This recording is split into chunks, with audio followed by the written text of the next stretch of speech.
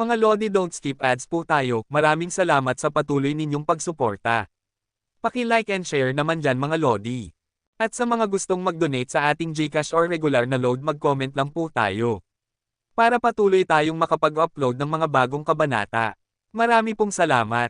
Subaybayan natin ang kwento ng isang kabataang nangarap para sa kanyang mga mahal sa buhay. Mula sa pinakamahina tungo sa pinakamalakas. Alamin natin ang kwento ng kanyang buhay. Kabanata 2171 hanggang Kabanata 2180.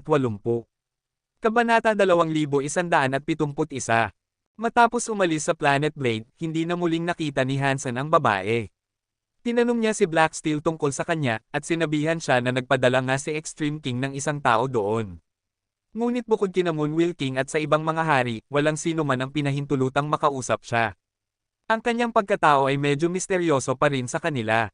May kaunting interes si Hansen sa mga nilalang ni Extreme King ngayon, lalo na matapos masaksihan ang kasanayan sa pagsuntok na ginamit ng babaeng iyon. Ang kanilang mga antas at katawan ay may magkatulad na kakayahan, ngunit ang suntok na kanyang pinakawalan ay talagang nakakatakot. Maraming Geno art si Hansen, ngunit naniniwala siya na ang isa lamang na maaaring epektibong makipaglaban sa kanya ay ang Break 6 Skies. At tungkol sa paggamit ng kanyang super spunk powers, magagamit lamang ni Hansen iyon habang siya ay dollar. Kung gagamitin niya ito bilang Hansen, maaari siyang makilala. Pagkatapos ng lahat, iyon ay parang isang signature power ni Dollar. Hindi iyon isang bagay na gagamitin ni Hansen basta na lang. Ngunit mula noong unang pagkikita sa babaeng Extreme King, hindi na muling nakita ni Hansen ang babae. Malamang na umalis na siya sa Narrow Moon. Pumunta si Hansen sa Cold Palace bago pa man ang unang araw ng buwan, na nagbabalak na maghintay doon hanggang sa sumunod na araw. Kung hiniling sa kanya ni Hisha na hawakan ang bagay na ito, alam niyang ito ay isang espesyal na bagay. Dahil doon, ayaw niyang ipagsapalaran ang pagkalit o pagiging pabaya. Inilagay ni Hansen ang kanyang sarili sa beranda sa harap ng bahay na bato. Malinis ang beranda, na parang madalas itong banibisita at ginagamit. Mas malinis ito kaysa sa bahay na bato, at mukhang nakaupo si Hisha sa parehong lugar na kinaroroonan niya ngayon nang bantayan niya ang gusali. Umupo si Hansen sa beranda at pinagmasdan ang batong pinto, naghihintay na dumating ang alas 12. Wala siyang nakita sa loob ng bahay. Lumipas ang oras, at sa wakas, tumunog ang mga orasan ng alas 12. Sa sandaling iyon, naramdaman ni Hansen na bumaba ang temperatura. Tiningnan ni Hansen ang bahay na bato, at agad niyang napansin na ang malamig na hangin ay nagmumula sa mismong bahay. Ang gusaling bato ay naglalabas ng malamig na hangin na talagang napakamapang-api. Ano man ang lamig nito, walang hamog na yelo ang lumitaw sa mga dingding. Ang bahay na bato ay mukhang gaya ng dati. Ang tanging pagkakaiba ay ang lamig na ibinubuga nito. Habang pinagmamasdan ni Hansen ng may pag-usisa, ang batong pinto ng gusali ay nagsimulang bumukas ng walang tunog pabalik sa loob ng bahay. Isiniwalat nito ang isang pasukan na parang yungib na lubos na madilim. Nang tumingin ng mas malapit si Hansen, napagtanto niya na ito ay talagang isang yungib. Mayroong isang yungib sa loob ng bahay na bato, at ang lamig ay gumagapang mula sa madilim na espasyong iyon. Ang lamig ngayon ay sumabog ng buong lakas, umaagos sa bukas na pintuan na parang alon. Nilamag nito ang mga kalapit na ilog at maging ang talon. Ang yelo ay umakyat sa malaking talon, na ginagawang isang solidong tipak ang buong ilog. Iyon ay isang napakamalakas na malamig na hangin, naisip ni Hansen nang may gulat. Ang Cold Palace Guardian Tablet, na nakakabit sa kanyang baywang, ay nagsimulang lumiwanag din. Pinoprotektahan nito si Hansen mula sa malamig na hangin, na pinaghihiwalay siya rito. Nais ni Hansen na gamitin ang malamig na hangin upang magsanay ng Jad Escan, ngunit pinipigilan ng tablet ang malamig na hangin na mahawakan siya. Nais niyang itabi ang tablet, ngunit bigla, may narinig siyang ingay mula sa batong yungib. Tumingin si Hansen sa batong yungib. Ito ay napakadilim. Kahit ang paningin ni Hansen ay hindi makapasok sa hindi matitinag na tabing ng kadiliman. Ngunit narinig pa rin niya ang isang bagay na gumagalaw doon. Hindi nagtagal, isang katawan ang lumitaw mula sa dilim. Ito ay kalahating metro ang taas. Tumayo roon si Hansen ng matigas, sinusubukang hulaan kung ano iyon. Kakaiba, ang bagay ay parang isang pulaka na yari sa berdeng jade. Isang serye ng pulang simbolo ang nakaukit sa berdeng likuran nito. Ang katawan nito ay napakalamig, at nang lumitaw ito, ang temperatura ay bumagsak ng napakabilis na mahirap isipin. Ang lahat ng nasa paligid ng hayop ay agad na natakpan ng yelo. Ang mga bundok, ang mga ilog, ang mga halaman, ang mga puno, at lahat ng hayop ay nagyelo. Mukhang nagyelo rin ang espasyo at oras. Naging tahimik ang mundo nang lumitaw ang Polaka na kahit ang hangin ay tumigil.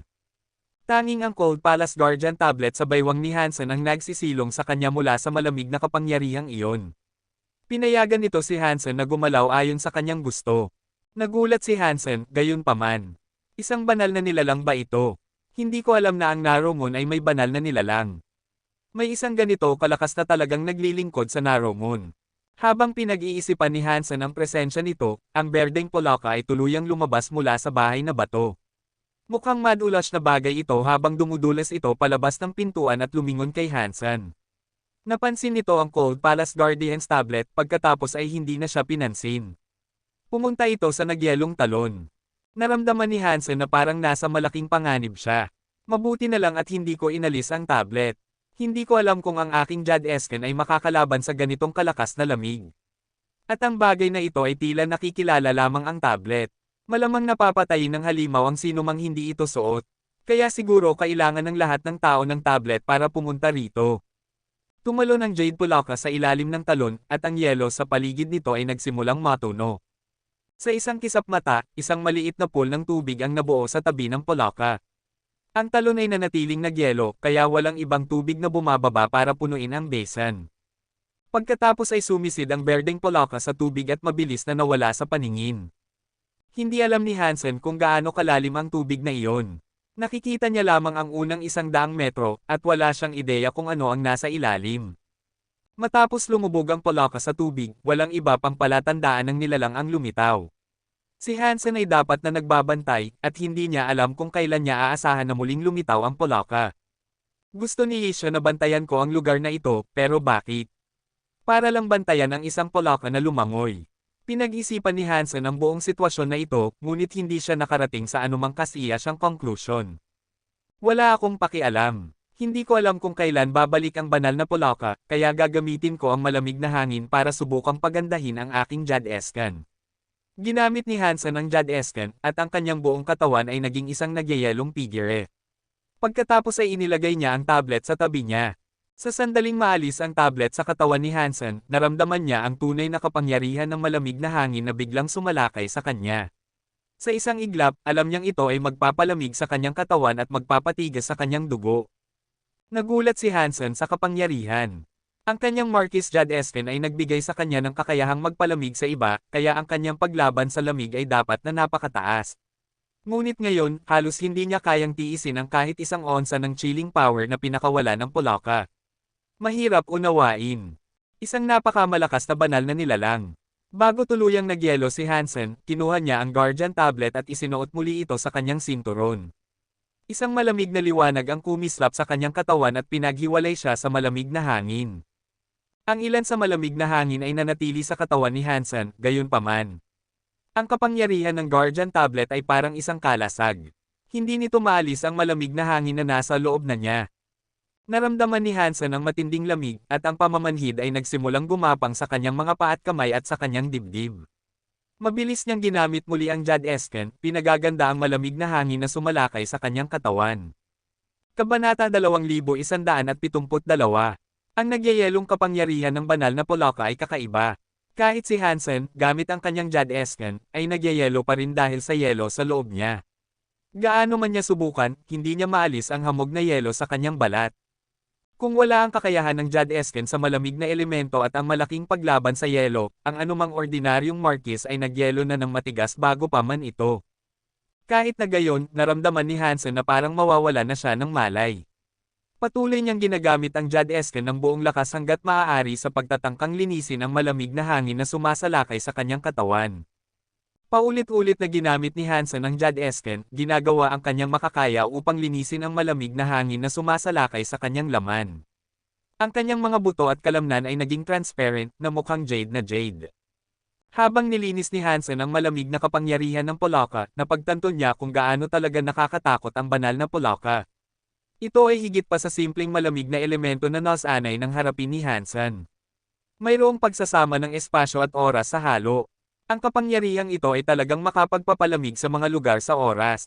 Bagaman ito ang unang pagkakataon ni Hansen na makakita ng ganoon, agad niyang nalaman kung gaano nakakatakot ang hayop. Ginugol ni Hansen ang sumunod na 10 oras sa pagtatangkang alisin ang malamig na hangin ng banal na Polaka, ngunit hindi niya ito tuluyang naalis. Ang mga normal na dogs ay mamamatay na sa simpleng pagtatangka na pigilan ang ganoong malakas na kapangyarihan. Pagkatapos ng 20 oras, gayunpaman, tuluyan nang naalis ni Hansen ang malamig na hangin. At sa loob ng panahong iyon, marami pa siyang natutunan tungkol sa kanyang kinakaharap. Ang huling antas ng mga kapangyarihan ng yelo ay hindi kung gaano sila kalamag. Dati kong ginagamit ang Jadesken upang tawagin ang Ice Jade Skeleton. Ngayon na iniisip ko ito, iyon ang tunay na landas ng Jadesken, ang pagsasanay nito sa mga santuwaryo ay isang maliit na bahagi lamang ng kaya nitong gawin sa Geno Universe. Para bang, sa pamamagitan ng paghahanda ng maaga, ang mga bagay ay nagiging mas madaling makamit sa hinaharap. Mas madaling makumplito ang landas, at mas madaling sumulong, hindi ko alam kung sino ang nagtayo ng mga santuwaryo, upang paganahin ang kamangha-manghang epektong ito, napakarami pa ring misteryo na nakapalibot sa mga santuwaryo. Tulad ng mga nilalang sa santuwaryo ay maaaring ma-max out ang kanilang super genes at makakuha ng super god body. Ang Super God Body ni Hansen ay may titulong Super King Spirit. Ang super body ng bawat isa ay magkakaiba, ngunit ang bawat isa sa kanila ay napakaganda. Ang anumang nilalang na umalis sa mga santuwaryo na may maxed out na super genes ay magkakaroon ng mga talento na maaaring mapantayan ng isang mas mataas na lahi sa Geno Universe. O mas mabuti pa, sa ilang aspeto. Kahit na walang mga tao, ang mga nilalang at espiritu na umaalis sa santuwaryo ay tiyak na magkakatulad sa mga mas mataas na lahi na nakita kong naninirahan sa Geno Hall. Nakakatakot isipin. Ang sino mang lumikha ng mga santuwaryo ay dapat na napaka-nakakatakot. Ang banal na Polaka ay hindi pa muling lumilitaw mula sa tubig. Kaya, ginamit ni Hansen ang kanyang banal na salamin upang tingnan ang mga malamig na kapangyarihan at makita kung ano ang kanyang maaanalisa. Napakahirap na suriin ang mga kapangyarihan ng isang banal na nilalang. Ang pagsusuri ay hindi mabilis, ngunit umuusad ito. Nang tuluyan ng makita ni Hansen ang mga ito ng maayos, mas naunawaan niya ang mga kapangyarihan ng yelo. Sa ika-24 na oras ng unang araw, ang mga alon ay nagsimulang lumitaw sa ibabaw ng pool. Ang banal na Polaka ay lumabas sa tubig at nagtungo sa pampang ng ilog. Pinanood ni Hansen ang banal na Polaka, at nang pumasok ito sa batong yungib, ibinaling ni Hansen ang kanyang pansin sa pool mismo. Ginamit ni Hansen ang kanyang kanang purple eye upang suriin ang pool. Doon, nakita ni Hansen ang ilang mga jade tadpoles na lumalangoy sa paligid ng basin. Ang mga ito ay nasa laki ng isang kamao, at lumalangoy sila sa tubig na parang mga esmeralda. Ang mga tagapagmana ng isang banal na nilalang. Lubos na nagulat si Hansen sa kanyang nakikita. Kailangang may 30 o 40 tadpoles, higit pa sa inaasahan ni Hansen. Kung sila ay lumaki lahat, malamang na maging mga banal na nilalang silang lahat. Ito ay isang posibilidad na medyo nakakatakot isipin. Ngunit ang Geno Universe ay naiiba sa mga santuwaryo. Ang mga tagapagmana ng isang banal na nilalang dito ay magkakaroon ng mas magandang dugo, ngunit kung gusto nilang maging banal din, kailangan pa rin nilang unti-unting umangat ang antas. Ang pagiging banal ay hindi karapatang pangkapanganakan dahil nangangailangan pa rin ito ng maraming pagsisikap at swerte. Gumapang ang banal na Polaka papasok sa bahay na bato, at nang gawin iyon, ang pinto ay sumara sa likuran nito. Samantala, ang mga berdeng tadpoles ay patuloy na naglalangoy ng mabilis sa paligid ng pool. Hindi na nila nakikita ang banal na Polaka, ngunit kahit na gayon, tila masayang silang lumalangoy. Ang nagyelong ilog at ang talon ay nagsimulang matuno, at pagkaraan ng ilang sandali, bumalik na sila sa pag-agos gaya ng dati. Sa wakas ay napagtanto ni Hansen na ang gawain ng tagabantay ay hindi upang pangalagaan ang Polaka, kundi upang protektahan ang mga tadpoles ng Polaka. Kailangan nilang manatiling hindi nababagabag habang sila ay lumulutang sa tubig. Nakita ang mga tadpoles na lumalangoy pataas sa talon, ginamit ni Hansen ang kanyang Donchuan Aura upang manood at magmasid. Hindi niya hahayaang lumitaw ang anumang malakas na nilalang at kainin ang mga ito. Sobrang iniisip ni Hansen ang mga bagay, gayunpaman. Ang rebate ay pinatay na ang lahat ng makapangyarihang nilalang na minsang nanirahan sa lugar na iyon. Walang ibang nilalang ang lilito at magbabante sa mga tadpoles na iyon. Ang pagbabantay doon, ng mag-isa, ay upang matiyak lamang ang kaligtasan ng lugar. Bilang karagdagan doon, may mga benepisyong makukuha. Pagkatapos ng maikling panahon ng paglalaro sa ibabaw, ang mga tadpoles ay lumubog ng mas malalim sa pool hanggang sa hindi na sila masubaybayan. Ang malamig na kapangyarihan ba ang benepisyong maaaring kunin ng tagabantay? Hindi naman iyon makatwiran, gayunpaman. Ang mga ordinaryong marquises ay tiyak na hindi ito masisipsip. At hindi naman lahat ng nobles ay nagsasanay gamit ang mga kapangyarihan ng lamig. Ang tunay na gantimpala ay hindi maaaring kasing liit niyan. Mayroong dapat na iba pang bagay na hindi ko pa natutuklasan. Sinuri ni Hansen ang lugar ng mas matagal, ngunit hindi niya matuklasan ang anumang karagdagang benepisyong makukuha. Sa huli ay umalis siya sa Cold Palace, nagdududa pa rin sa dapat niyang kunin. Kalahating buwan ang lumipas, bumalik si Hansen sa Cold Palace. Muling lumitaw ang banal na Polaka sa pintuan.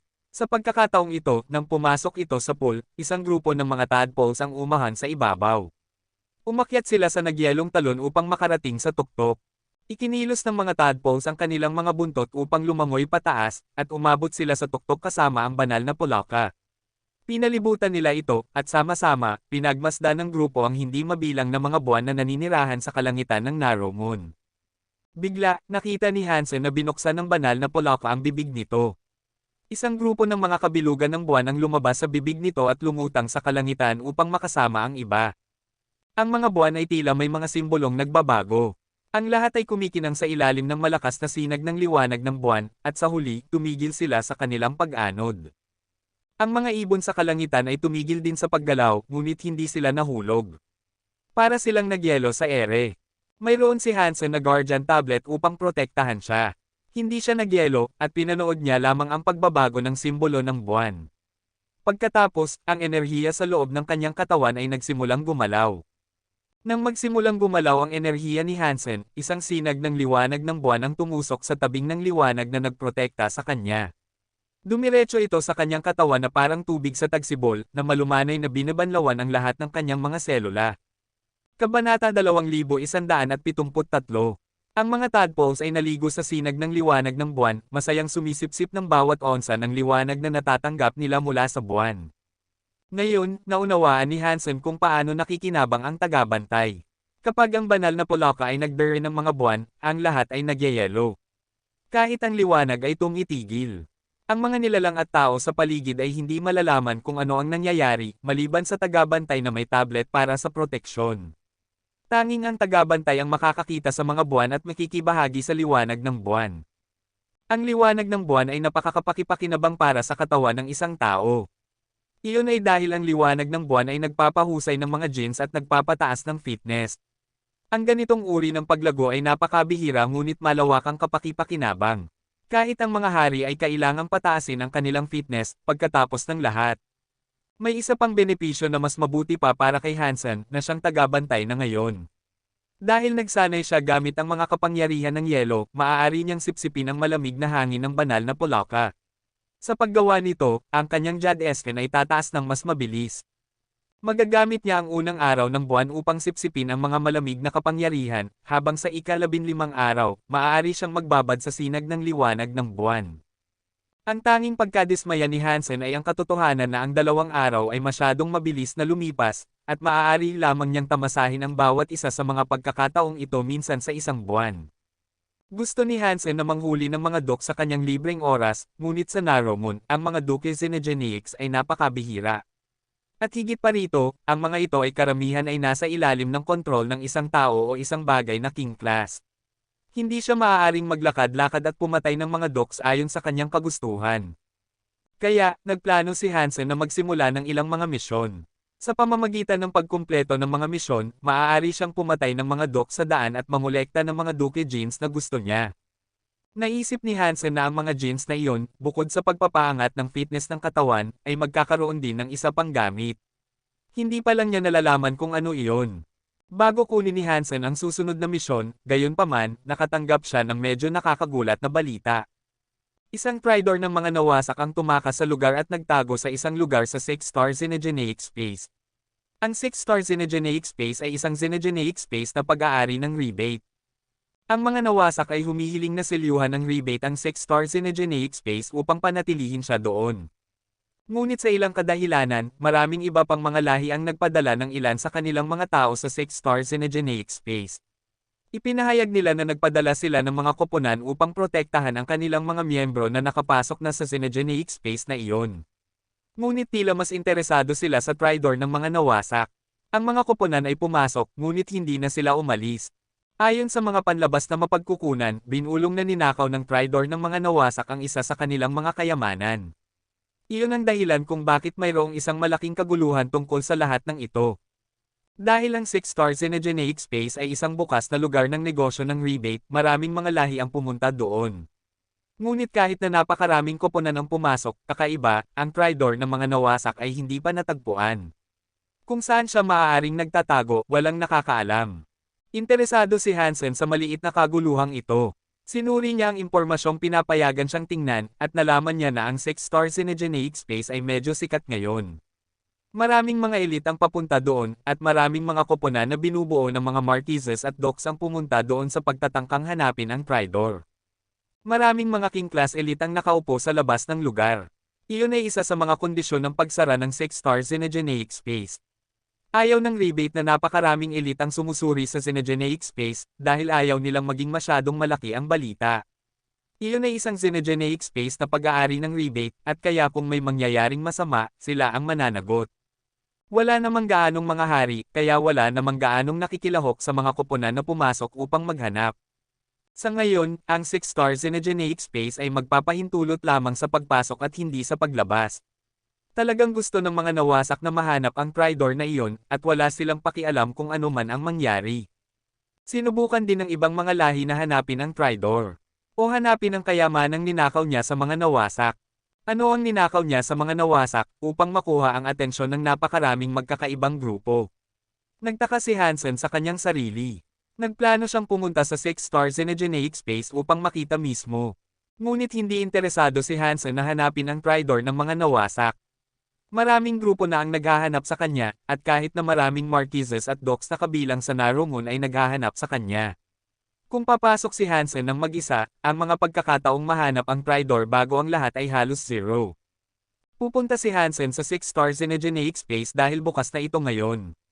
Kahit ang mga Xenogeneics na naninirahan sa espasyong iyon ay maaaring makuha. Kaya, gusto ni Hansen na manghuli ng ilang doke Xenogeneics upang kolektahin ang kanilang mga genes. Nagmensahe si Hansen kina Zero, Hanmenger, Little Angel, Bauer, Little Invisible, Little Silver, at Little Star, na hinihiling sa kanila na magkita sa Six Stars Xenogeneic Space. Ngunit nang dumating si Hansen, ang mga bagay ay mabilis na mukhang mas masama kaysa sa una niyang naisip.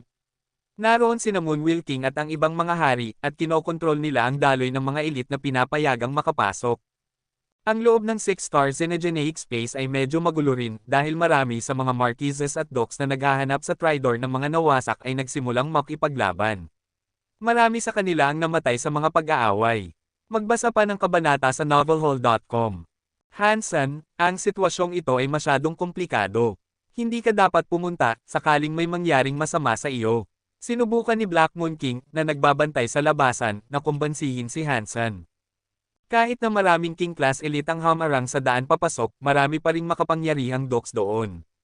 Mas mataas sila ng isang antas kay Hansen, na magiging napakamapanganib para sa isang marquis. Pinahalagahan ni Hansen ang pag-aalala ni Black Moon King, ngunit dinala pa rin niya sina Zero, Little Angel, at ang iba pa kasama niya.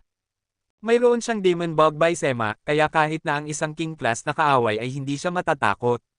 At kung hindi siya natatakot sa kanila, tiyak na hindi rin siya matatakot sa mga docs. May 4 siyang Demon Bug by Semes, at pinili ni Hansen na hawakan ang isa sa mga iyon. Ang 3 pa ay ibinigay kina Hanmenger, Zero, at Little Angel. Sina Bauer at Little Silver ay palaging kasama ni Hansen, kaya maaari nilang ibahagi ang kanya. Ang Six Stars Xenogeneic Space, sa mga tuntunin ng laki, ay medyo average. Sinabi na, ang tanawin ay napakakomplikado. Bukod sa 6 na planeta na umiiral doon, maraming mga asteroid. Ang paghahanap ng isang marquis sa loob ng mga asteroid belt ay magiging napakahirap. Ang mga kwento ng Tridor na marquis ay nagsasabi na siya ay napakahusay pagdating sa pamumuhay sa kalawakan. Maaari siyang manatili sa kalawakan ng ilang taon nang hindi nangangailangan ng pagkain o inumin. Kaya, maraming mga lahi ang naghati-hati sa kanilang mga radius ng paghahanap at dahan-dahang isinara ang bawat lugar kung saan maaaring nagtatago ang Tridor. Hindi naghanap si Hansen sa gitna ng mga asteroid, gayunpaman. Dinala niya ang kanyang mga kasama sa isa sa mga planeta. Ang napiling isa ay tinawag na Planet Sodi. Marami itong mga xenogeneics, at marami sa mga ito ay mga docs. Iyon ang dahilan kung bakit gusto ni Hansen na pumunta doon sa una. Ang mga tao ay nasanay na sa pagbabayad ng malalaking halaga ng pera upang manghuli ng mga xenogeneics sa Planet Sodi, ngunit dahil sa kaguluhan na nangyayari ngayon, hindi maipatupad ng rebate ang mga toll kaya sino man ay maaaring pumasok at umalis. Dinala rin doon ni Hansen ang kanyang mga kasama na nagtitipid ng maraming pera sa proseso. Kakapasok pa lang ni Hansen sa Planet Sodi nang mabigla siya. Maraming tao ang nagplano na gawin ang parehong bagay tulad niya. Ang mga tao ay kumalat sa buong planeta habang nangangaso sila ng mga xenogeneics. Ito ay kahalayan. Paano nila masasamantala ang isang sitwasyon na tulad nito? Galit na tanong ni Hansen. Lubos niyang nakalimutan na siya ay naroon para sa parehong dahilan. Kabanata 2174. Naglakad si Hansen at ang kanyang mga kasama sa Sodi ng ilang daang milya, at sa distansyang iyon, hindi siya nakapatay ng kahit isang xenogeneic. Napakarami ng docks at marquises ang sumasamantala sa mga handog ng planeta. Nakita ni Hansen ang maraming docks at marquises na nag-aaway at pumapatay ng mga xenogeneics bago pa man niya maabot ang mga ito. Walang nag-iiwan kay Hansen ng kahit isang xenogeneic para makipaglaban sa kanya mismo. At kung lalapit si Hansen sa iba, tititigin nila siya na parang handa na silang makipag-away kung gagalaw pa siya. Naglakad si Hansen, umaasang makapunta ng mas malalim sa mga bundok. Si Hansen ay nasa paanan ng pag-akyat ng si Ching Li at ang ilang iba pang rebates ay lumapit. Hansen, nandito ka ba para pumatay ng mga xenogeneics? Well, sa tingin ko hindi mo magagawa iyon. Tinitingnan ko lang ang paligid. Ubo ni Hansen. Itinaas ni Ching Li ang kanyang labi. Naglalakad na kami sa mga bundok na ito ng mahigit kalahating araw at hindi kami nakahanap ng kahit isang xenogeneic. Papatayin ng mga hayop na iyon sa ibaba ang lahat bago pa man tayo magkaroon ng pagkakataon. Ang ilang mga rebates na may klase na Duke at Marquis ay mukhang pagod na. Lahat ay gumagamit ng dahilan ng paghahanap sa Tridor upang samantalahin ang 6-star xenogeneic space. At dahil doon, ang rebate ay nawawalan ng napakarami. Ngunit kailangan nilang magbigay daan at pahintulutan ito dahil sa presyong ibinibigay sa kanila ng mga nawasak. Kung ang makapangyarihang lahing iyon ay hindi sila pinipilit ng husto, hindi sila hahayaan ng rebate na makapasok. Habang nag-uusap ang dalawa, gayunpaman, may isa pang lumapit.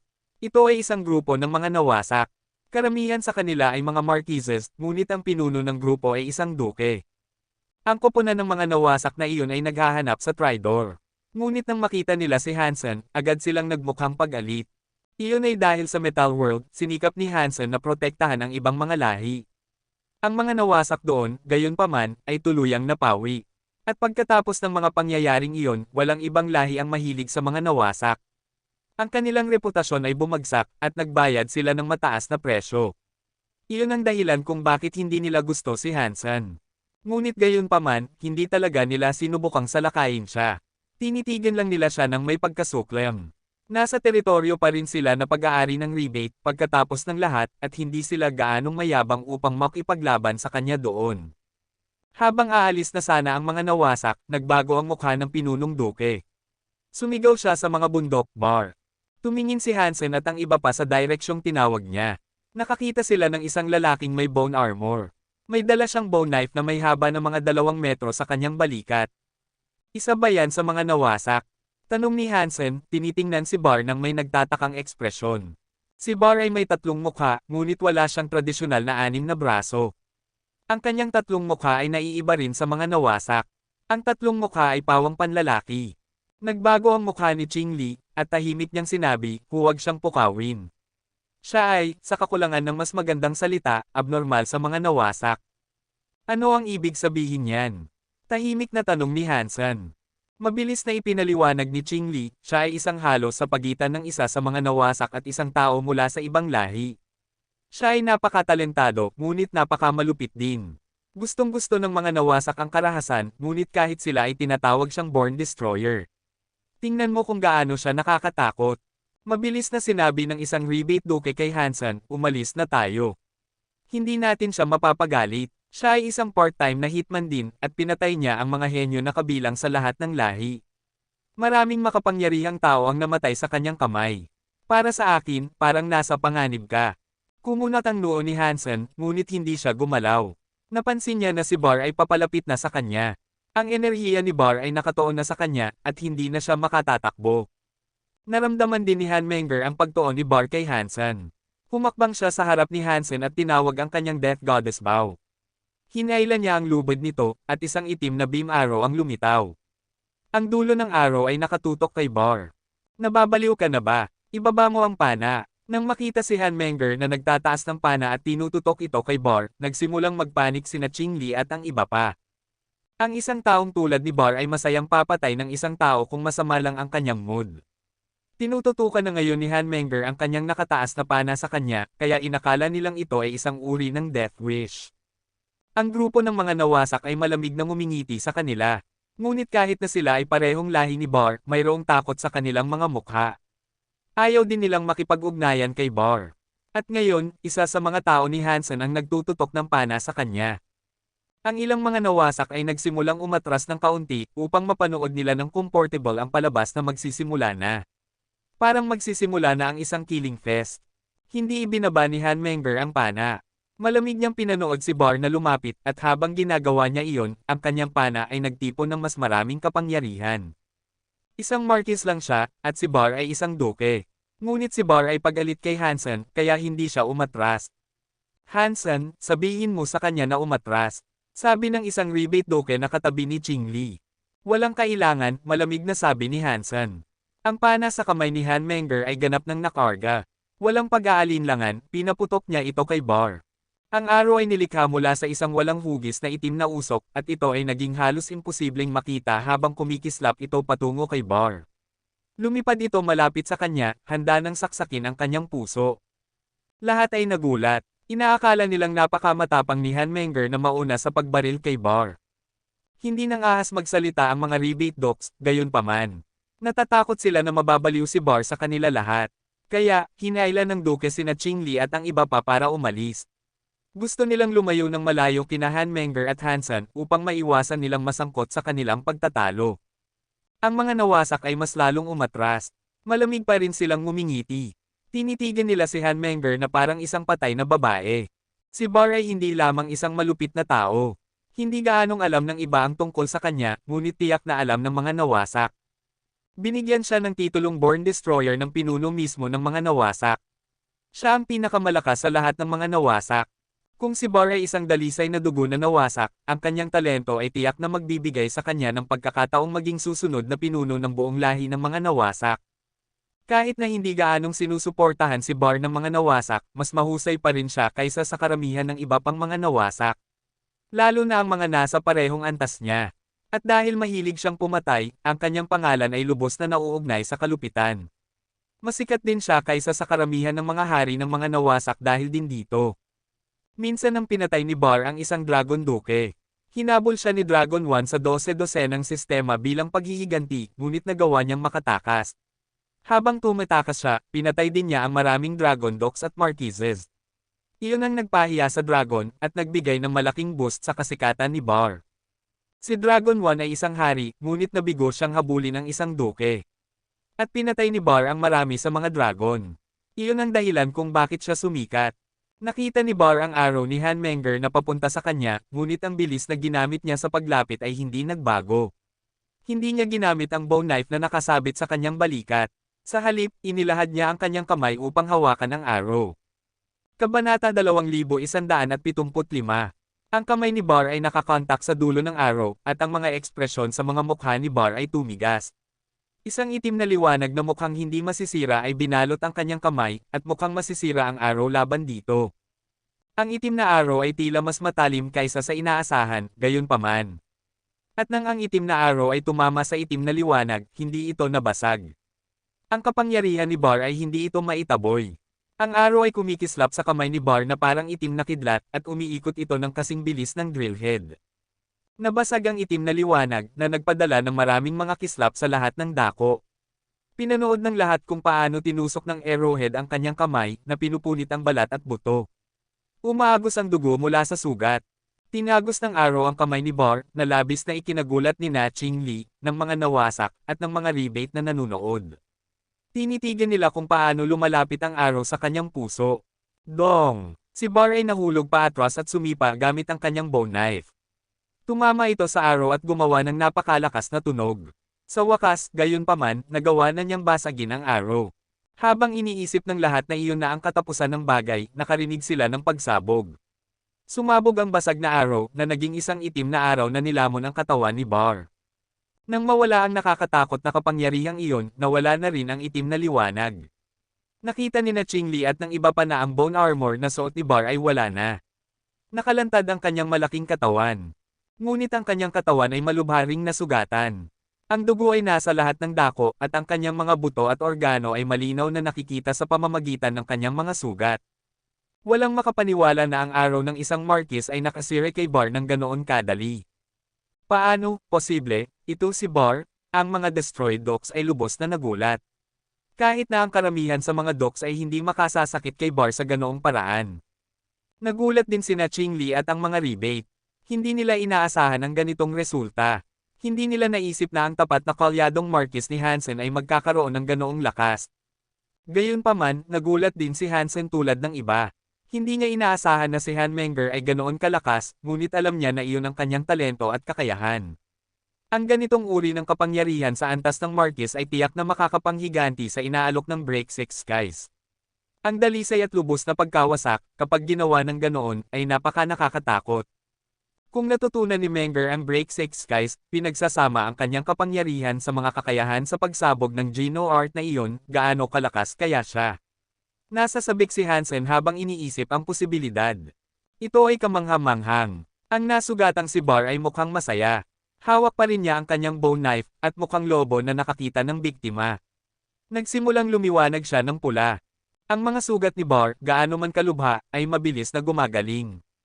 Ang mga sugat sa kanyang katawan ay nagsara habang pinapanood nila, at ang kanyang kapangyarihan at presensya ay nagsisimulang sumabog na parang bulkan. Ang kanyang itim na anino ay lumitaw na parang itim na hayop. Para bang ang buong mundo ay natatakpan ng anino ng isang nakakatakot na bagay. Isang umuusbong na kapangyarihan ang lumalamon sa buong rehiyon. Hindi gumalaw si Han Menger nang harapin ang presensyang iyon, gayunpaman. Hinaila lang niya ang lubid ng kanyang pana. Pagkatapos nito, isang itim na araw ang lumipad sa kalangitan at nagtungo kay Bar. Para itong itim na kidlat na papunta sa kanya. Ang nakakabahalang pagkasabik ni Bar ay hindi nabawasan, at nagsimulang sumayaw siya habang iniikot ang kanyang bone knife. Ang kanyang mga mukha ay puno ng demonyong kagalakan habang sinisikap niyang tamaan ang arrow. Ngunit nang ang bone knife ay halos makalapit sa arrow, kumilos ang arrow na parang mahika. Nawala ito sa manipis na hangin, at nang lumitaw muli ito, nasa kanyang dibdib na ito. Ang arrow tip na parang diamante ay nagsimulang putulin ang laman ng kanyang katawan. Tinagos ng itim na arrow ang kanyang dibdib at tinusok ang kanyang puso. Stum! Stum! Stum! Isang buong grupo ng itim na mga araw ang lumipad sa kanya sa kalangitan, mabilis na parang kidlat. Patuloy na iniikot ni Bar ang kanyang bone knife, ngunit hindi niya nabasag ang kahit isang arrow. Lahat ng mga arrow na iyon ay parang mahika. Tuwing ang bone knife ni Bar ay malapit nang makalapit sa isang arrow, ito ay mawawala na lang. At sa oras na lumitaw muli ito ay nakabaon na sa laman ni Bar. Sa isang iglap, ang katawan ni Bar ay may hindi bababa sa isang dosenang arrow. Para siyang tinusok ng mga itim na kidlat. Lahat sina Qingli at ang iba pa ay nagyelo. Hindi nila mapaniwalaan ang tanawin na nakikita ng kanilang mga mata. Ang mga destroyed Marquises at dogs ay lahat nag-iisip sa kanilang mga sarili, paano ito posible, iyon si Bar. Boom! Si Han Menger, na hawak pa rin ang kanyang pana, ay nagpaputok ng isa pang arrow kay Bar. At nang ito ay tumama sa kanya, sumabog ito. Hinahati ito sa maraming itim na araw na mabilis na nagwasak at nagdurog sa katawan ni Bar. Dong! Nang ang nakakatakot na bone knife ay mahulog mula sa mga kamay na may hawak nito, tumama ito sa isang bato. Nanginginig ito sa bato sa isang anggulo, ang hawakan ay tumataas sa ibabaw ng nagdurog na katawan ni Bar. Hindi mo mahahanap ang kahit isang buong kalamnan mula sa magulo na natira. Ito ay isang napaka-nakakagulat na pangyayari.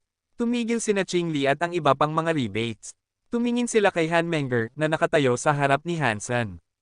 Ang kanyang malamig ngunit magandang mukha ay magiging nakaukit magpakailanman sa kanilang mga isipan. Hindi nagdiwang si Han Menger, gayunpaman. Kumunat ang kanyang noo at tiningnan ang bone knife ni Bar. Bigla, ang mga piraso ng laman na natitira ay nagsimulang gumalaw. Ang mga pira-piraso ay nagtitipon-tipon. Hindi nagtagal, ang laman ay nagsimulang magtipon-tipon at magkasama. Ang mga sirang kalamnan at buto ay muling nabuo at naitayo. Ang figure ni Bar ay muling nabuo. Mukhang isang manika na pinunit, pagkatapos ay tinahi muli. Mayroon pa ring ilang tahi sa kanyang katawan, syempre, mukhang mga centipede na gumagapang sa kanya. Ang mga peklat ay mabilis na nawala, at isang buhay na si Bar ang muling tumayo sa harap nila. Kinuha niya ang kanyang bone knife, masayang tumingin kay Hanmenger, at sinabi, hindi ko na nasiyahan ang isang masarap na laban na tulad nito sa mahabang panahon. Nagugutom na ang tiyan ko, alam mo. Ang pakiramdam ng gutom ay isang magandang pakiramdam.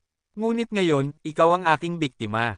Sabihin mo sa akin ang iyong pangalan, upang maalala at maitala ko ang ulam na magiging ikaw. Ang mga nanonood ay nakatitig ng nakanganga. Ang kanyang katawan ay pinaghiwa-hiwa, ngunit pagkatapos ay mabilis itong nabuo muli. Ang kapangyarihan ni Bar ay tila mas malakas na rin ngayon. Imposible, imposible, ang mga nawasak ay hindi kayang pagalingin ang kanilang sarili, di ba? At hindi, iyon ay masyadong kahanga-hanga upang tawaging paggaling lang.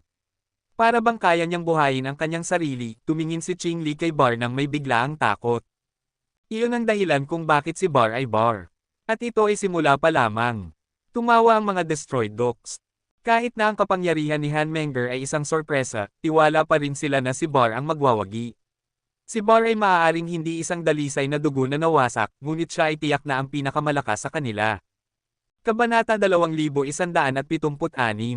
Tiningnan ni Hansen si Bar nang may pagkamangha. Ang kapangyarihan ni Hanmenger ay walang duda ang pinakamahusay sa lahat ng Marquises.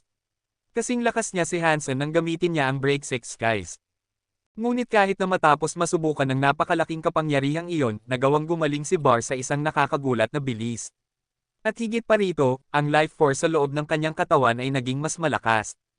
Iyon ay dapat na higit pa sa isang simpleng kakayahan sa pagpapagaling. Malinaw na si Bar ay may makapangyarihang katawan, at iyon ang dahilan kung bakit nagawa niyang mabuhay sa paghabol ni Dragon 1 bilang isang duke. Ang mga mata ng lalaki ay mukhang nakakatakot na parang ang pagpatay lang ang kanyang hangarin. Ang nakikita ni Bar ngayon ay hindi lamang biktima. Alam ni Hansen na ang lalaking nasa harapan niya ay walang ibang mahal kundi ang kasiyahan ng pag-aalis ng buhay. Isang likas na makinang pumatay, naisip ni Hansen. Ang pangit na mukha ni Bar ay mukhang masaya. Ito ay isang medyo baluktot na tanawin. Dinilaan niya ang kanyang mga labi habang tinatitigan si Hanmenger. Dahan-dahan, sinimulan niyang lapitan siya.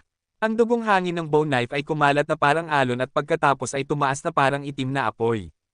Lubos itong demonyo. Ang nakakatakot na presensya nito ay nagsimulang kumalat at punuin ang kanyang katawan. Itataas na sana ni Hanmenger ang kanyang pana muli, ngunit pinigilan siya ni Hansen gamit ang isang kamay. Ngumiti siya at sinabi, ako na ang gagawa. Kakaiba ang kanyang katawan, at sa tingin ko kakailanganin natin ng higit pa sa simpleng damage output para makitungo sa kanya. Ang pinakamalakas na kakayahan ni Hanmenger ay ang mapanirang arrow, ngunit ito ay naging walang silbi na laban kay Bar. Ayaw ni Hansen na ipagsapalaran pa niya ang kanyang sarili. Nang pakawalan ni Hanmenger ang kanyang mga daliri, nawala ang pana. Pagkatapos, lumipat siya upang pamwesto sa likuran ni Hansen. Nang makita ni Bar na hamarang si Hansen sa pagitan ni Hanmenger at ng kanyang sarili, dumilim ang kanyang mukha. Ang bone knife sa kanyang kamay ay sumugod kay Hansen, ang pulang kapangyarihan ng kutsilyo ay kumalat na parang kalaliman. Umalis ka, sigaw niya. Ang orihinal na target ni Bar ay dapat si Hansen, ngunit nagpasya na siyang si Hanmenger ang magiging biktima niya. Hindi na siya interesado kay Hansen, at ang gusto na lang niyang gawin ngayon ay patayin si Hanmenger. Mukhang gutom na gutom siya sa nakalipas na 3 araw at gabi, walang pagkain. At ngayon, nakakita siya ng piging na inaalis sa kanya. Walang mas matigas na hitman kaysa kay Bar. Kalmado si Hansen habang kinukuha niya ang kanyang ghost teeth knife at sumugod sa direksyon ng kanyang kalaban. Dong! Nang magbanggaan ang mga kutsilyo, ang itim na dugo at ang lilang hangin ay nabasag. Ang mga talon ay nagbanggaan ng may sapat na puwersa upang mapunit ang tela ng espasyo. At talaga nga namang napunit ang espasyo, ang mga bitek ay kumalat mula sa epekto na parang spiderweb. Ang maitim na pula at lilang kulay ay nawala sa kaguluhan. Mamatay ka. Ang pangit na mga mukha ni Bar ay lalong sumasaya. Ang apoy sa kanyang mga mata ay halos nagiging totoo na. Tumingin siya kay Hansen at mabilis na winasiwas muli ang kanyang bone knife. Ang anino ng madilim na hayop ay lumitaw sa likuran ng paparating na pag-atake. Ang mga kasanayan ni Bar sa kutsilyo ay napakamagaspang. Walang kagandahan o teknik sa kanyang mga galaw. Walang kamangha-mangha sa kanyang mga kasanayan, at siya ay isang ibang klase ng manlalaban kaysa sa isang taong tulad ni Lone Bambo.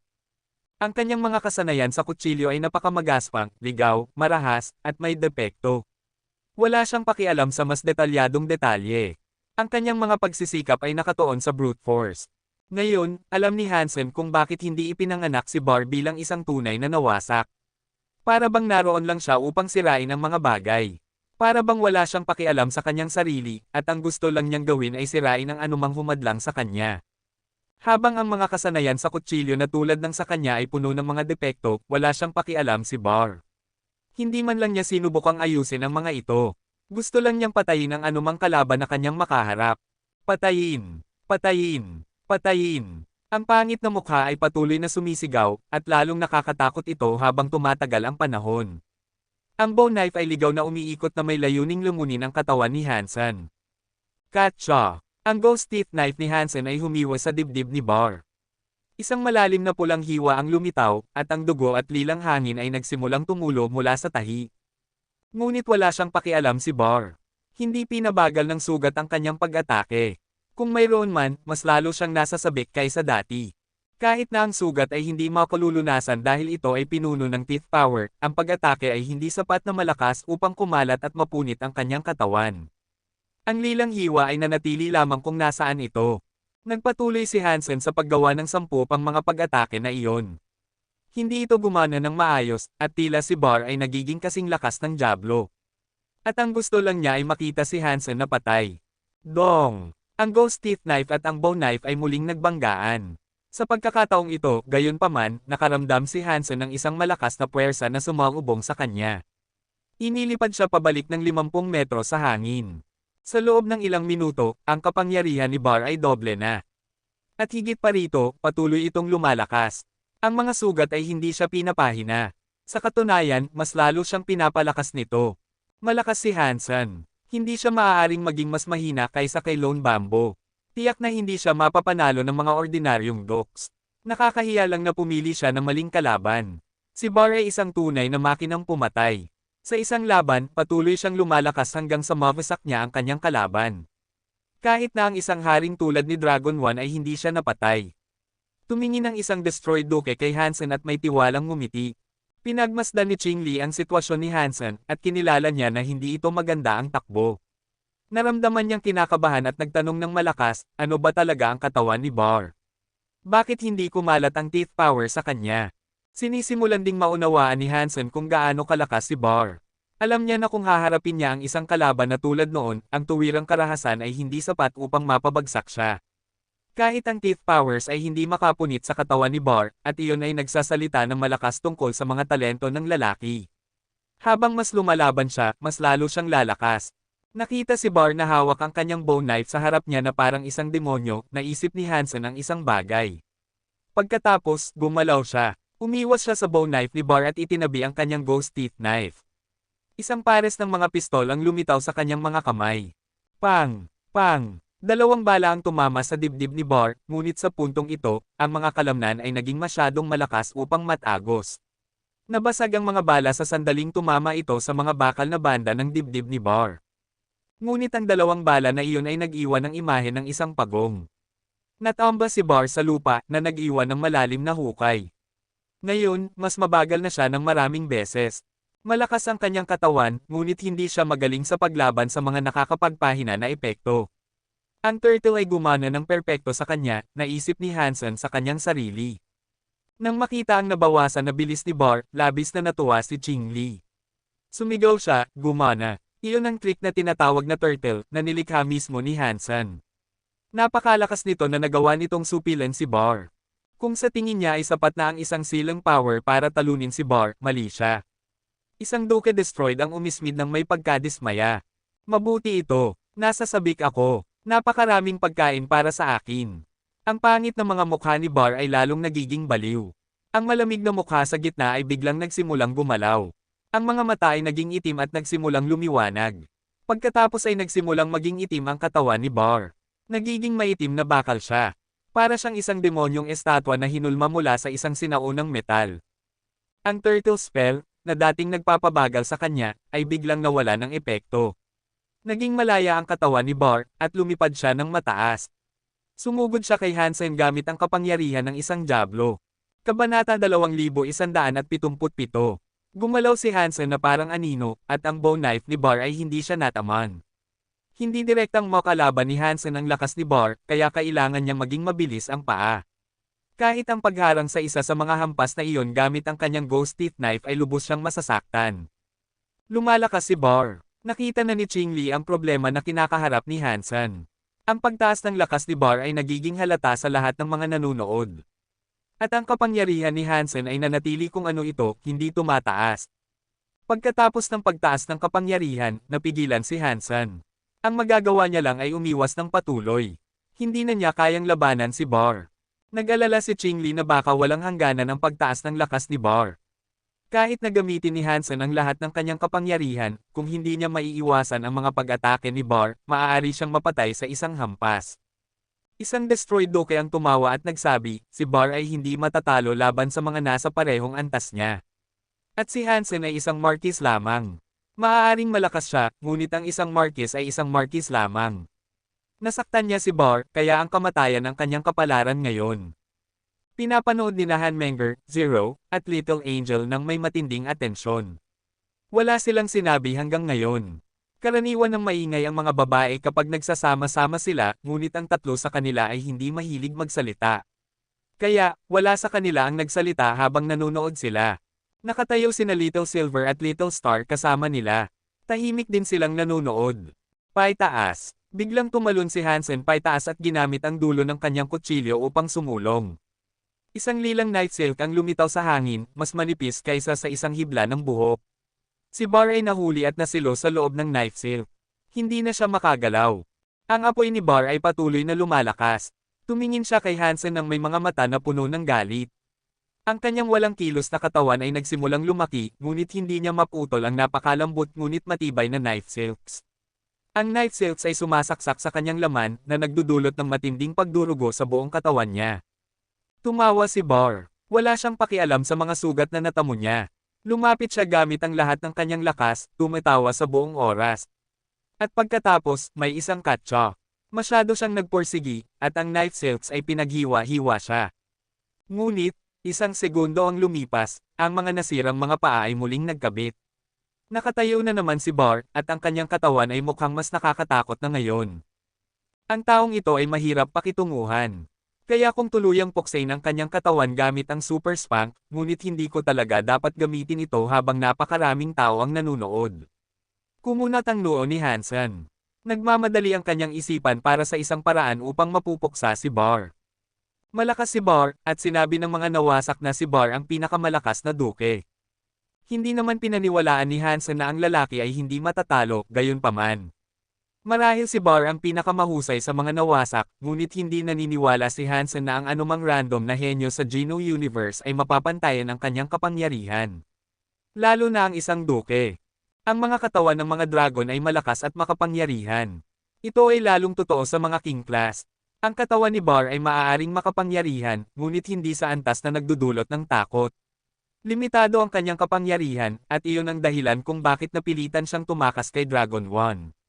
Walang anumang nagmumungkahi na siya ay talagang hindi matatalo. Salamat, kumakanta si Bar.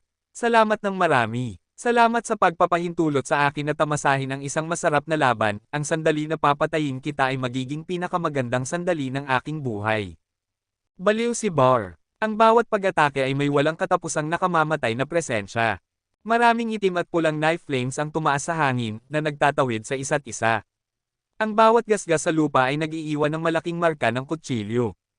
Ang kapangyarihan at bilis ni Bar ay mas mahusay kaysa sa iba na nasa parehong antas. Marahil ay kakaunti lamang ang mga dogs na may kakayahang makipaglaban sa kanya ngayon. Napakalakas. Pinuri ni Hansen ang kanyang kalaban. Kailangan din niyang aminin na kung hindi niya gagamitin ang super spank, ang pagkatalo sa kanyang kalaban ay imposible hanggang sa maging duke siya.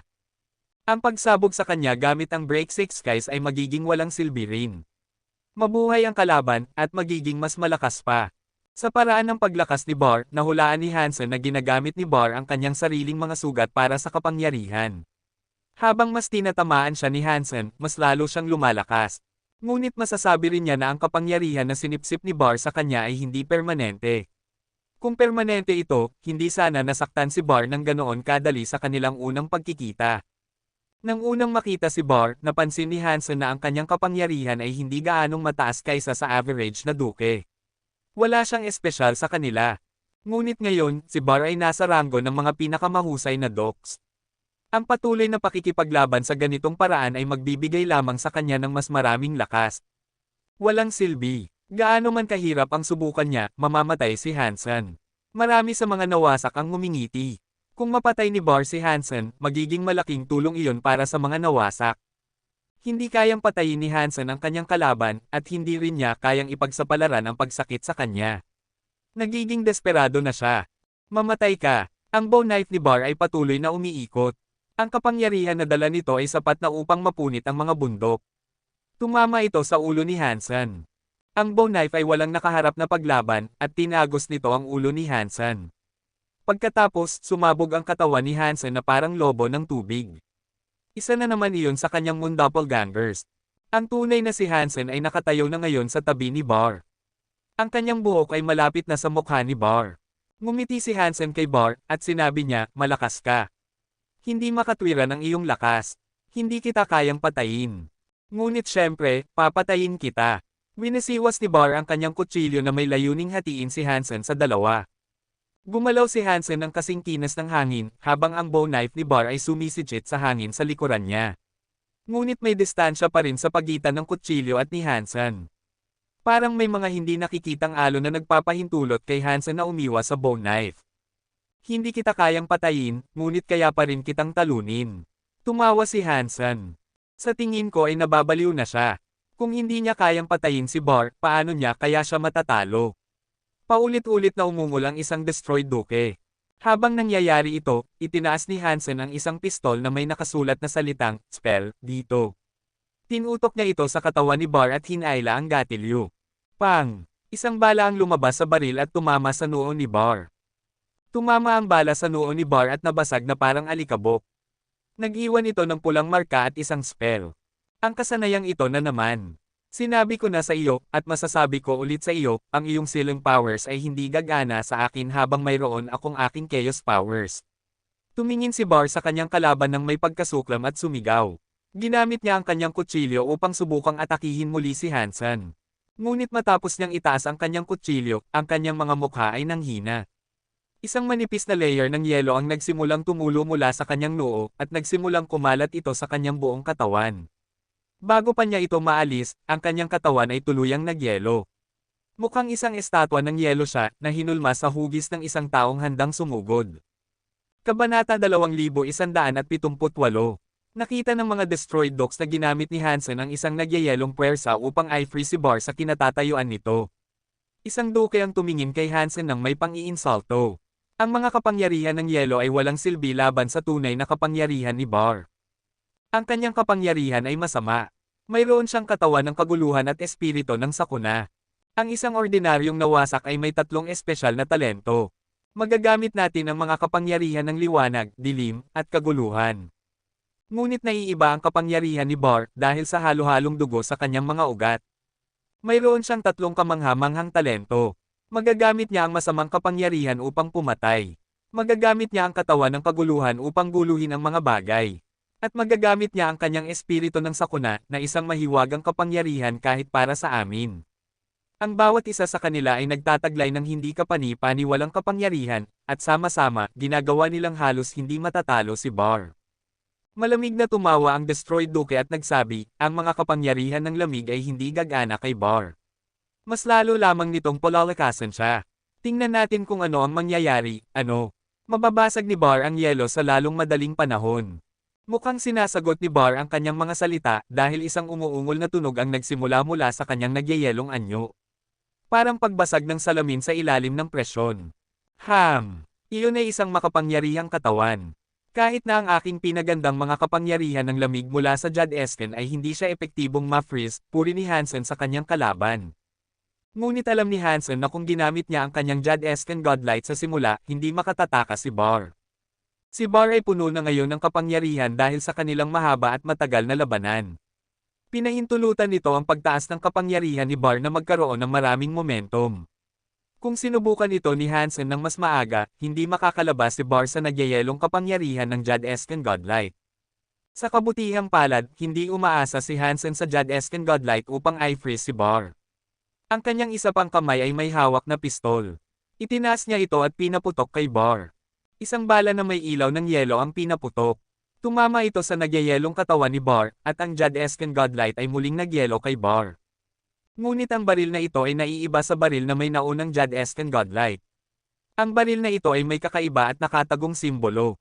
Nang maabot ng spell ang Marquis, isang kakaibang simbolo ang nagsimulang lumitaw sa kanyang mga bala. Ang disenyo nito ay sumasalamin sa simbolo sa noo ni Spell. Puno ito ng kapangyarihan na nakuha ni Spell nang maging Marquis siya. Walang silbi. Gaano man kahirap ang subukan niyang i-freeze si Bar, walang saysay ang lahat. Ang paggawa nito ay magpapataas lamang ng paglaban ni Bar sa mga kapangyarihan ng yelo. May death wish ba si Hansen? Matalim nang umisi ang Destroyed Duke.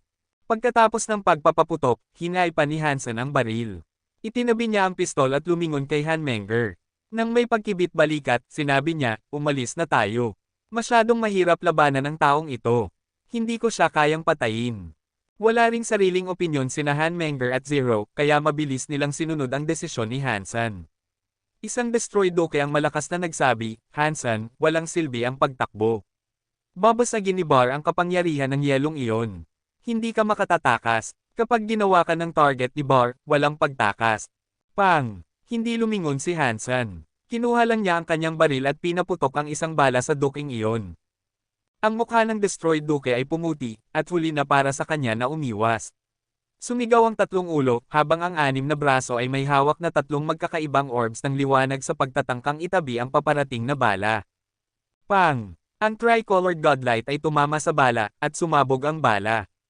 Isang mushroom cloud ang tumaas mula sa lugar na iyon, na ginagawang isang maliit na bunganga ang lugar kung saan nakatayo ang Destroyed Duke. Ang buong koponan ay sumabog na parang duguan na gulo na nagpinta sa rehiyon. Ang Destroyed Duke sa unahan ay puro piraso na lamang.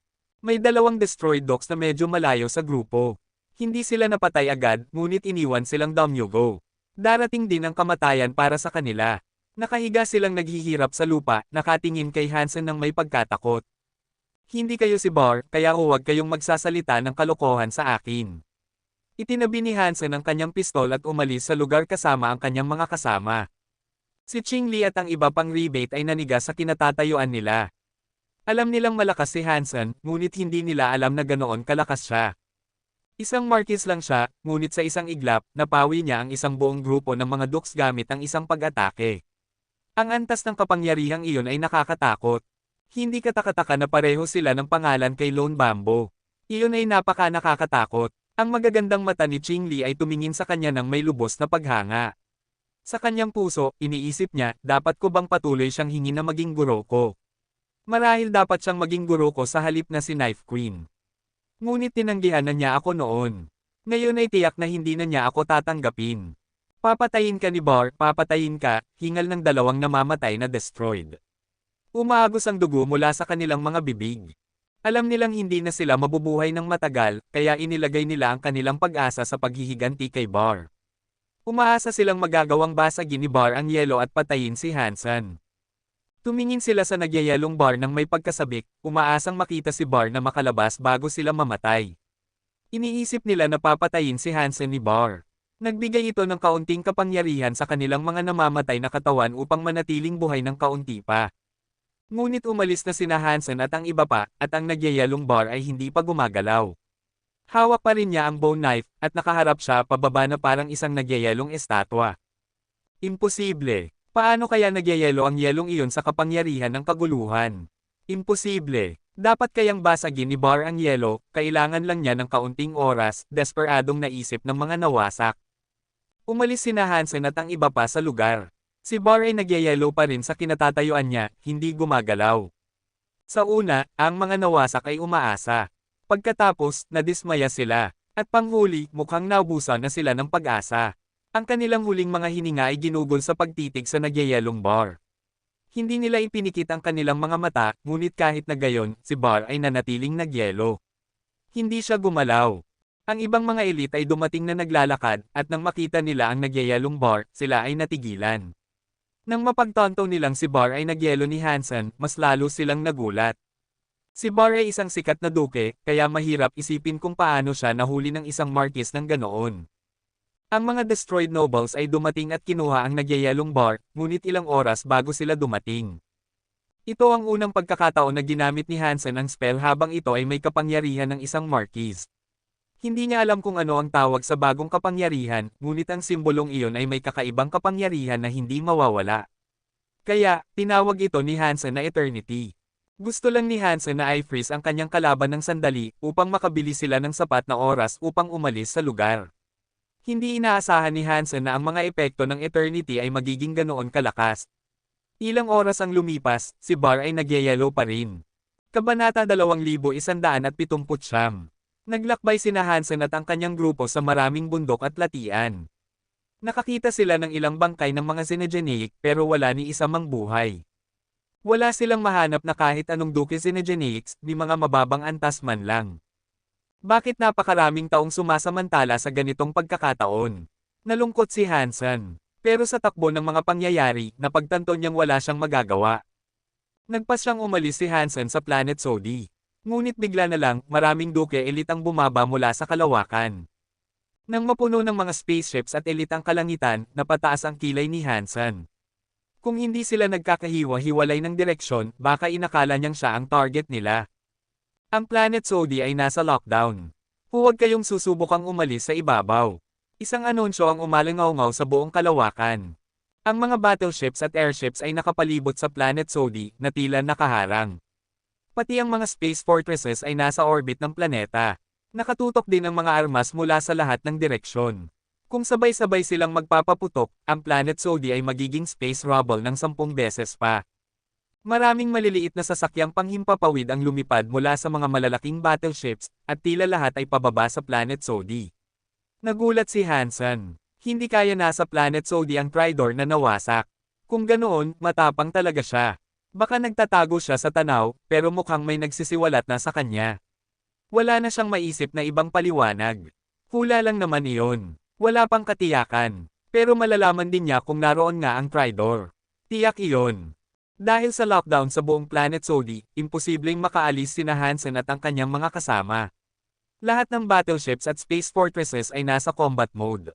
Kung pipiliting umalis ang grupo ni Hansen, tiyak na aatakihin sila. Teritoryo ito ng rebate, kaya bahagi naman si Hansen. Wala siyang dahilan para tumakas. Kaya, dinala ni Hansen sina Hanmenger at ang iba pa sa tanging lungsod sa Planet Sodi, ang Steel City. Bilang isang VIP sa mga rebate, si Hansen ay tinanggap ng mainit sa Steel City. Inanyayahan siya at binigyan ng silid sa pinakamagarang hotel sa bayan. Sana'y huwag masyadong tumagal ang lockdown. Ayaw kong mahuli sa pagbabantay sa pinto. Hindi naman inakala ni Hansen na magtatagal iyon. Sinara nila ang planeta gamit ang napakaraming docks at marquises. Imposibleng makatakas ang hinahanap nilang marquis. Pero 2 araw ang lumipas, at hindi pa rin nila nahanap ang Tridor. Kumunat ang noo ni Hansen. Napakaraming docks at marquises doon, tiyak na naghanap na sila sa buong Planet Sodi. Pero kahit na ganoon, nakaiwas pa rin ang Tridor na nawasak. 2 lang ang posibleng dahilan. Una, baka mali ang impormasyon nila. Baka wala nga sa Planet Sodi ang Tridor, kaya nahihirapan silang hanapin siya. Pangalawa, baka hindi naman nagtatago ang Tridor na nawasak. Baka naglalakad lang siya sa tanaw, pero nagpalit ng anyo. Kaya hindi siya nakikilala. Hindi inakala ni Hansen na tama ang una. Kung hindi nila nakumpirma na naroon nga ang Tridor na nawasak, hindi nila gagawin ang ganoong dramatikong pagpapakita ng puwersa. Mukhang tiwala sila sa impormasyon nila. Malamang na naroon nga ang Tridor. Kung nagbalat kayo nga siya, malaking problema iyon. Napakaraming marquises dito. Hindi nila masusuri ang lahat, kaya hindi nila siya mahahanap. Nag-alala si Hansen na baka mahuli siya sa pagbabantay sa Cold Palace. Masayang kumakain sina Hansen, Hanmenger, at ang iba pa sa lobby ng hotel. Bigla, nakaramdam si Hansen ng pamilyar na presensya. Tumingin siya, at nakita ang babaeng Extreme King na nakilala na niya noon. Hindi pa pala siya umaalis sa teritoryo ng rebate. At napunta pa siya sa 6-star Xenogeneic space. Mukhang hinahanap din niya ang ninakaw na kayamanan ng mga nawasak. Ano kaya ang ninakaw niya? Pati ang mga tao ng Extreme King ay naghahanap na. Nagulat si Hansen. Nakita ng babaeng Extreme King si Hansen pero nagkunwari siyang hindi. Dumiretso siyang dumaan at umupo malapit sa bintana. Hindi na lang pinansin ni Hansen ang babae. Kung gusto siyang baliwalain, wala na siyang gagawin. Baka maghanap pa siya ng gulo. Maya-maya, nakita ni Hansen ang maraming iba't ibang lahi na pumapasok sa restaurant. Marami sa mga elite na naghahanap sa Tridor ang napunta sa Steel City. Napagtanto na nila ang problema. Hindi na nagtatago ang Tridor na nawasak. Nagpalit na siya ng pagkakakilanlan, kaya wala nang nakakaalam kung sino siya. May ilang Buddha ang pumasok sa restaurant. Isang Marquis ang lumapit kay Hansen at yumukod. Amitabha, Ginoong Han, salamat sa pagliligtas sa akin. Naalala ni Hansen ang Budhang iyon, isa sa mga Marquises na iniligtas niya sa Metal World. Pero hindi niya alam ang pangalan nito. Walang anuman pero sinusubukan ko lang iligtas ang sarili ko, mahinang sagot ni Hansen. Nang magsalita sina Hansen at ang Marquis Budhang iyon, maraming Marquises at Doks ang nakarinig at lumapit. Kabilang na si Khan. Nang makita si Hansen, ngumiti siya at umupo sa tabi nito. Kapatid Han, ang swerte naman. Nagkita na naman tayo. Narinig ko na nagyelo mo si Bar.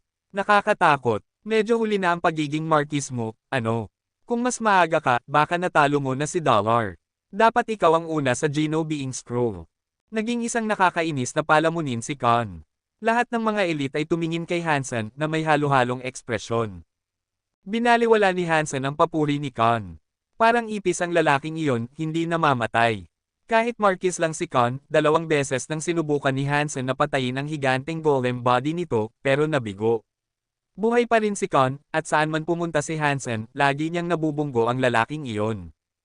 Ha! Umungol si Khan, at pumuti ang mukha. May isang malaking lalaki kasing pumasok na may hawak na bone knife. Lumingon si Hansen. Si Bar, na may hawak na bone knife. Nawala na ang epekto ng yelo. Lahat sa lobby ay natigilan sa paglitaw ni Bar. Ang malupit na lalaking iyon ay papatay kahit kanino, kahit saan. Wala siyang pakialam sa batas o moralidad. Tumayo si Khan nang makita si Bar na papalapit. Pinilit niyang ngumiti kay Hansen at sinabi, mag-usap na lang tayo mamaya. Pagkatapos, bumalik si Khan sa mesa nila kasama ang mga demon. Lumapit si Bar kay Hansen at malamig na sinabi, kakainin kita. Hindi na niya hinintay ang sagot ni Hansen. Naglakad siya sa ibang mesa at itinurok ang bone knife sa lupa. Umupo siya at tumingin kay Hansen nang hindi kumukurap. Alam ni Hansen na hindi pa tuluyang natutunaw ang yelo kay Bar. Kung ganoon, sinugod na sana siya nito nang walang salita. Walang nakakaalam kung ano ang nangyayari, pero maraming Doks at Marquises doon. Puno ang lobby. Pwede ba akong umupo dito?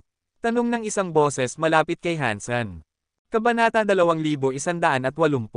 Itinaas ni Hansen ang kanyang ulo at nakita ang isang babaeng feather na nakatayo sa tabi niya. Asul ang mga mata nito at blonde ang buhok. Napakaganda ng mga puting pakpak nito, at mahirap iwasan ang mga kurba ng katawan nito. Lumingon si Hansen at napansin na puno na ang lahat ng mesa. Konti na lang ang bakanting upuan. Si Bar ay nasa isang mesa mag-isa, pero walang gustong makiupo sa kanya. Bahala ka, walang pakialam na sabi ni Hansen. Pagkatapos ay binaliwala na niya ang babaeng feather at nagpatuloy sa pagkain. May mali. May tensyon sa paligid, at parang may mangyayaring masama. Maghihintay na lang siya at manunood. Nag-order ang babaeng feather ng pagkain, pero hindi masyadong nagsalita. Tahimik lang siyang umupo, at nang dumating ang pagkain, tahimik din siyang kumain. Maraming nilalang ang pumasok sa restaurant, pero wala ng bakanting mesa. Naghahanap sila ng mauupuan malapit sa mga kapwa nila lahi. Kung walang mauupuan, sa pader na lang sila tumayo. Sa wakas, dumating ang isang duke na may ulo ng toro. Lumapit siya at ang ilang kasamahan niya sa mesa ng babaeng Extreme King. Wala silang sinabi, kumuha lang sila ng upuan. Alam ni Hansen na magiging kawili-wili ang susunod na mangyayari. Umalis kayo, utos ng babaeng Extreme King bago pa man makaupo ang mga lalaking may ulo ng toro. Bata, huwag kang masyadong mayabang. Hindi magiging maganda iyan sa iyo, malamig na sabi ng dukeng may ulo ng toro. Wala siyang balak sundin ang babala ng Extreme King. Ngumiti siya habang kumukuha ng upuan para sa sarili. Hay nako, napabuntong hininga si Hansen. Alam niyang mga walang utak ang mga taong may ulo ng toro. Kahit hindi alam ng Duke na kabilang siya sa Extreme King, dapat niyang napansin ang isang babaeng nakaupo mag-isa habang puno ang lahat ng mesa. At bukod pa sa paghingi ng upuan, binastos pa niya ito. Nang makaupo ang Duking may ulo ng toro, gumalaw ang babae. Bago pa man mapagtanto ng lalaking may ulo ng toro ang nangyari, lumipad na ito. Pang! Bumagsak ang Duke sa pader. Lumabas siya ng restaurant at gamulong sa lupa. Nahirapan siyang tumayo, at may dugo na tumulo sa bibig niya. Lahat ay gulat na tumingin sa babaeng Extreme King. Ang iba pang mga lalaking may ulo ng toro ay umatras at tumakbo. Kinarga nila ang nasugatang Duke at tumakbo ng walang salita. Kahit hindi isang tunay na elite ang Duking may ulo ng toro, halos mapatay na ito sa isang hampas lang ng babae. Malakas talaga ito. Umupo si Qingli at tahimik na sinabi kay Hansen, ngayon, iniisip ng lahat ng lahi na nagtatago ang Pridor sa Steel City. Naghahanap sila sa lahat ng dako. Mukhang may koneksyon din ang mga may ulo ng toro at ang mga nawasak. Kung tama ang hula ko, sinubukan nilang subukan ang babaeng iyon. Wala namang umaasang ganoon kalakas ang babae, kaya iniisip nila kung siya ang Pridor. Alam mo ba kung saan galing ang Pridor? Tanong ni Hansen. Nag-isip si Qingli. Ang Pridor ng mga nawasak ay hindi naman talaga isa sa mga nawasak. Isang outsider na sumama sa kanila. Hindi sinabi ng mga nawasak kung anong lahi ang tao, kaya wala tayong ideya. Ayon sa investigasyon natin, hindi pa alam ang lahi ng Pridor. At malaki ang posibilidad na kaya niyang magpalit anyo. Pagkatapos, tiningnan ni Qingli ang babaeng feather. Medyo nanliit ang mga mata nito. Tumango si Hansen at nagtanong, alam mo ba kung anong kayamanan ang ninakaw ng Pridor? Tumango si Qingli. May balita, pero hindi ko alam kung totoo. Parang ninakaw ng Pridor ang isang banal na kayamanan na tinatawag na Destroyed Bible. Kaya sobrang alerto ang mga nawasak. Kailangan nilang mahanap ang Pridor at makuha ang Destroyed Bible. Hinahanap din ng lahat ng lahi ang kayamanan. Kaya naging komplikado ang sitwasyon. Saan galing ang impormasyong iyan? Taka ni Hansen. Wala namang nakakaalam, pero pinag-uusapan na ito sa lahat ng dako. Naguguluhan si Qingli. Sa tingin mo ba hindi totoo? Nagkibit balikat si Hansen. Iniisip ko lang, baka mismo ang Pridor ang nagpakalat ng balita para magkaroon ng kaguluhan. Paraan niya siguro iyon para mabuhay. Kung hindi, hindi agad-agad kakalat ang sikretong iyon. Hula ko lang yan. Hindi ko alam. Tumahimik si Hansen at nagtanong ulit, ano ba ang Destroyed Bible? Parang Geno Art. Bakit kayamanan ang tawag dito? Nagulat si Qingli. Hindi mo pa narinig ang Destroyed Bible. Kayamanan yan ng mga nawasak. Kwento nila, nang mamatay ang Destroyed Alpha, ang xenogeneic gene nito ay naging isang banal na kayamanan. At may kapangyarihan din ng Destroyed Alpha.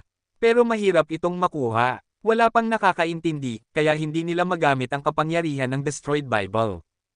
Kahit ganoon, mahalaga pa rin ito sa kanila. Inaalagaan nila ito dahil simbolo ito ng lahi nila. Kaya gusto nilang makuha ulit ang Destroyed Bible. Ayaw nilang makuha ito ng ibang lahi. Hindi nagsalita si Hansen, pero iniisip niya, ang isang banal na kayamanan ay mahalaga nga. Lalo na kung may kapangyarihan ng isang Destroyed Alpha. Hindi katakataka na hinahanap ito ng lahat. Gusto ko ring tingnan. Pero kung sino man ang kukuha nito, magagalit ang mga nawasak. Napansin ni Hansen na tinatitigan ng mga Destroyed Marquises at Duke sina Zero, Hanmenger, Little Angel, at ang babaeng Feather. Nakatuon ang mga mata nila. Napatalo ng puso ni Hansen. Nalaman na ba nila na ang Pridor na kumuha ng Destroyed Bible ay hindi lalaki, kundi babae? Pagkatapos, tiningnan ni Hansen ang babaeng Feather. Kung babae ang Pridor, mukhang kaina hinala ang babaeng Feather. Mag-isa lang kasi siya. Habang tinatitigan niya ito, mas lalo siyang naintriga. Mukhang ordinaryong Feather Marquis lang ang babae, pero nang eye-scan ito ni Hansen gamit ang kanyang Dangshan Aura, ang aura nito ay parang disguise lang. Ang presensya ng babae ay malalim. Hindi maabot ng Dangshan Aura ni Hansen. Siya kaya ang tunay na Pridor ng mga nawasak. Hula ni Hansen.